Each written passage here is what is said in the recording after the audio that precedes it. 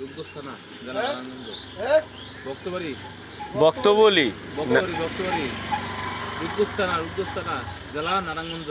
কাঞ্চন bridge কাঞ্চন তারপরে এই গাছিয়া আর গোলাগঞ্জ। 10 বছর আসছি জোরতির বাড়ি না জোর রাজানি কেন অজ্ঞান করে নিয়ে ফেলাতে এগুলো কাছিটা আবার পাশের কামাইন করে দেবো।